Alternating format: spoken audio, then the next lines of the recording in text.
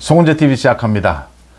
총선이 지나고 난 다음에 이재명 조국이 야당의 대표가 됐고, 이재명이 거대 야당의 대표가 돼서 이제는 구속을 시키는 것이 더 어렵지 않겠느냐, 이런 전망들이 나오고 있습니다. 이재명을 구속시키는 방법, 시기, 조국은 언제 구속이 될까 한번 따져보겠습니다.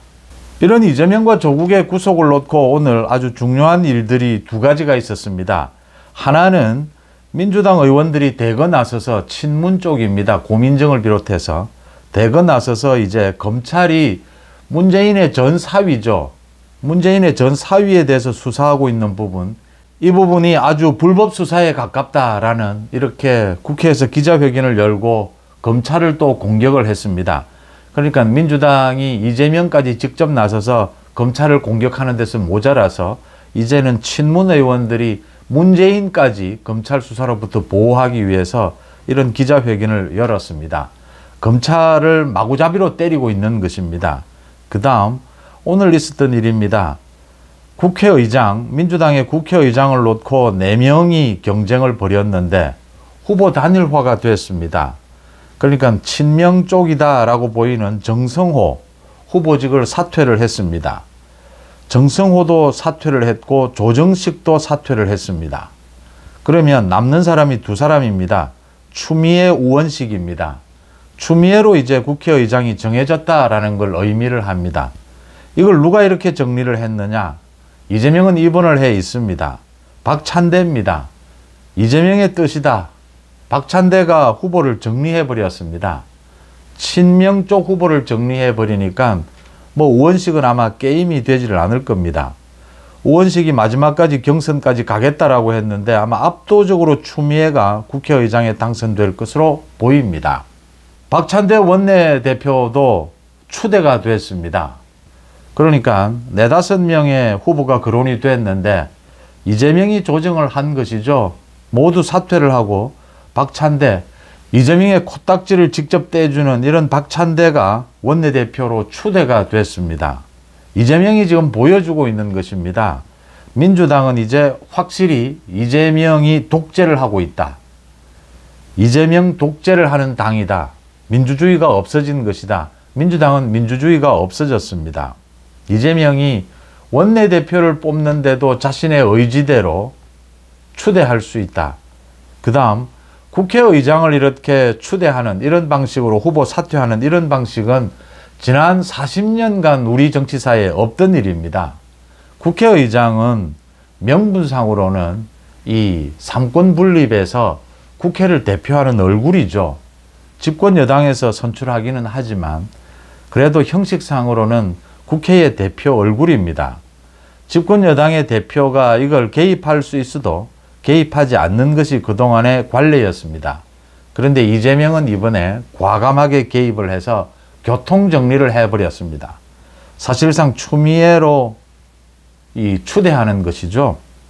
이 다음은 오는 8월입니다. 이재명을 당대표로 연임하는 당대표로 추대해달라라는 이 신호고, 이미 이재명 추대 작업에 정청래를 비롯해서 나섰습니다. 이재명을 설득해서 연임하도록 설득하겠다. 무슨 설득을 합니까? 이재명 지금 자기 추대해달라 이 소리입니다.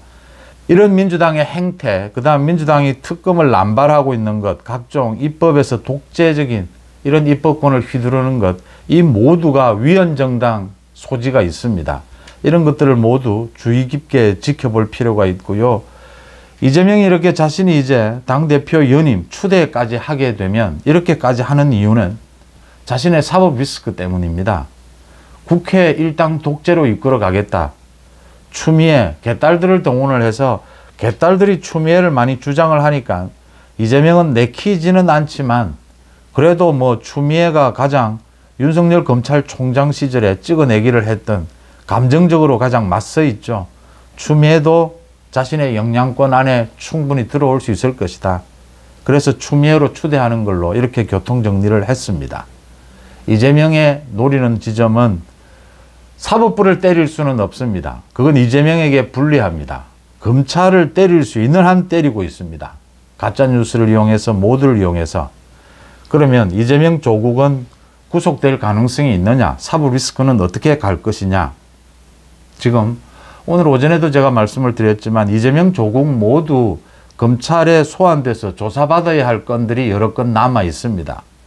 지금 재판, 조국은 대법원 판결만 남겨두고 있습니다. 조국의 입시 부정입니다. 오는 연말까지는 대법원 판결이 나올 것이고 거의 99% 법조계의 공통된 의견입니다. 2년 징역형입니다. 대법원에서 이게 뒤집어지는 일은 거의 없습니다. 조국은 오는 연말까지는 대법원 판결이 나오면 구속이 될 것이다. 구속이 돼도 정치적 영향력을 행사하려고는 하겠지만 그래도 조국 혁신당은 존재 가치가 굉장히 낮아질 것이다. 소멸하는 그런 위기를 겪게 될 것이다. 그 다음 이재명입니다. 이재명 지금 3가지 재판을 받고 있습니다. 선거법 위반 위증교사 대장동입니다. 이재명 구속의 결정적인 분수령은 지난해에 있었던 유창훈 판사의 구속영장 기각이었습니다. 국회에서 체포동의안까지 통과가 됐는데 구속영장이 기각되는 우리 헌정사의 3번째 일이었습니다. 이재명도 구속 각오를 했을 겁니다. 그런데 구속이 기각이 됐습니다. 그 판결문에 유창훈이 이렇게 이야기를 합니다. 위증교사는 소명이 됐다라고 이야기를 합니다.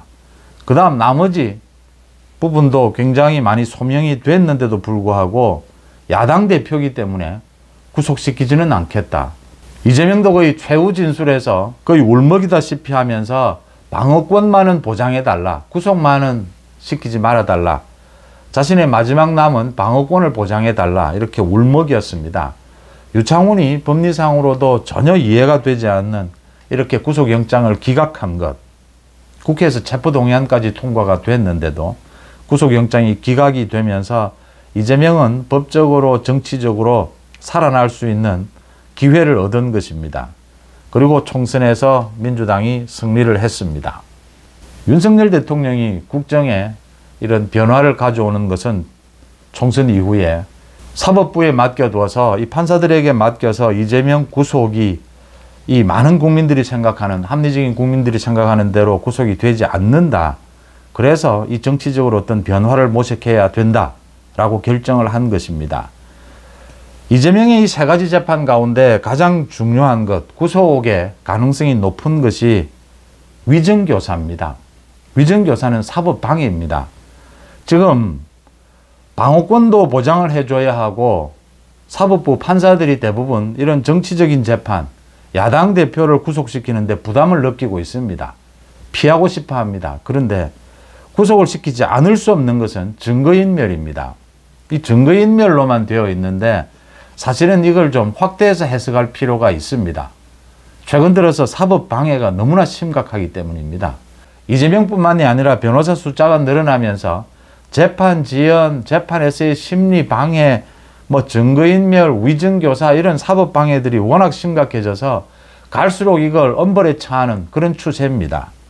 이재명이 지금 하고 있는 검찰에 대한 공격도 검찰개혁이라는 그런 명분을 쓰고 있지만 뒤로는 자신의 사법 리스크를 피하기 위한 사법방해 일종입니다. 국회의 체포동의안이 이제 통과될 가능성은 거의 없습니다. 국회에 체포동의안을 만약 넘겨서 검찰이 넘기게 되면 체포동의안이 또 한 번 부결이 되면 지난해 부결이 된 적도 있습니다. 부결이 되면 이건 이재명에게 정치적으로 더 날개를 달아주는 셈입니다. 국회에 체포동의안 없이 이재명을 구속시킬 수 있는 방법은 법정 구속입니다. 판결이 나와서 또 판결이 모두 완료가 돼서 구속이 되는 경우입니다. 징역형을 받아서 구속되는 경우입니다. 지금 이재명의 3가지 재판 가운데 가장 먼저 1심 판결이 나올 가능성이 높은 것이 위증교사입니다. 위증교사는 다음 달 7월, 늦어도 7월까지는 1심 판결이 나올 가능성이 매우 높습니다. 이재명이 지금 또 증인을 추가 신청하고 해서 재판 지연을 꾀하고 있습니다. 그래도 위증교사 판결은 7월, 늦어도 7월까지는 나올 것이다 라고 예상이 됩니다. 1심 판결에서 이재명이 실형을 받게 되면 정치적으로 이재명은 큰 타격을 입게 됩니다. 또 위증교사는 말씀드린 대로 사법방해입니다. 법정 구속될 가능성도 높지는 않지만 지금 뭐 사법부의 분위기가 이런 정치인들에 대한 재판, 가급적이면 구속을 피하고 있습니다. 그런데 송영길은 구속이 됐습니다. 송영길이 구속된 이유는 증거인멸입니다. 이재명의 죄명은 위증교사입니다. 위증교사, 증거인멸 모두 같은 사법방해입니다. 사법방해는 구속을 시키지 않으면 계속해서 사법방해를 저지른다라고 하는 것입니다. 여기에서 1년이나 2년 징역형 이 실형이 떨어지게 되면 이재명이 법정 구속될 가능성이 상당히 있습니다. 이게 사법방해이기 때문입니다. 풀어주면 계속 사법방해를 할 것이기 때문입니다. 이재명이 만약 법정 구속이 되면 이 판사가 결정하는 법정 구속은 국회의 체포동의안과는 전혀 관계가 없습니다. 그래서 이재명이 구속될 가능성이 있다라고 하는 것이고요. 이재명이 이런 법정 구속을 피하더라도 1심 판결에서 위증교사, 1심 판결에서 실형을 받게 되면 정치적으로는 큰 타격을 입게 될 것이다. 구속을 피하면 이재명이 민주당의 당대표로 연임은 또 성공할 수 있을 겁니다. 추대가 될 겁니다. 왜냐하면 개딸들이나 이재명이 공천을 통해서 민주당을 완전히 자신의 독재 체제, 자신의 손아귀에 넣고 있기 때문입니다. 그렇지만 각종 선거법 위반 재판, 이 위증교사, 또 대장동 재판이 진행이 되면서 이재명의 사법 리스크는 더 커져갈 것이다. 조국이 구속되는 것을 지켜보면서 이재명도 타격을 입게 될 것이다. 법정 구속을 피하더라도 이재명의 사법 리스크는 점점 더 커져가게 될 것이고 내년 3년이 남아 있습니다. 아직 윤석열 정부가 이재명은 발부둥을 치게 될 것이다. 결국 이재명은 국회 권력을 이용해서 윤석열 정부 임기를 단축하는 이런 승부수를 띄울 수밖에 없습니다. 여기서 가장 중요한 것은 국민들의 여론입니다. 그걸 국민들이 용납할 것이냐. 국민들이 용납하지 않게 되면 민주당에서 반란이 생길 수밖에 없습니다. 민주당도 살아야 하기 때문입니다. 민주당 국회의원들, 국회의원 임기는 4년입니다. 지금 공천권을 쥐고 있는 것은 이재명이지만 4년 뒤에 이재명이 또 공천권을 휘두를 것이다. 누구도 장담할 수가 없습니다. 이런 이재명이 법정 구속될 가능성, 법정 구속은 피한다 하더라도 1심 판결에서 실형 선고를 받게 되면 이재명은 서서히 무너져 갈 것이다. 시간은 걸리겠지만 이런 것들을 전망해 볼 수가 있습니다. 지금으로서는 이재명이 저지르고 있는 각종 사법방해를 모두 묶어서 이 위증교사 재판부가 여러 가지를 고려한다면 위증교사에서 1심 판결에서 실형이 떨어지게 되면 이재명이 법정 구속될 가능성도 여전히 남아있다라고 하는 것입니다. 국회 체포동의안을 통해서 통과시켜서 이재명을 구속영장을 쳐서 구속시키는 방안은 이제 현실적으로 매우 낮아졌습니다. 이재명을 빨리 구속시킬 수 있는 것은 위증교사 1심 판결에서 실형이 나오면서 법정 구속시키는 방법입니다. 이런 사법방해는 현행범과 같이 계속 지금 범행을 저지르고 있습니다. 이재명이 지금 검찰을 공격하는 것은 사법방해의 일종입니다. 송재TV 마칩니다. 고맙습니다.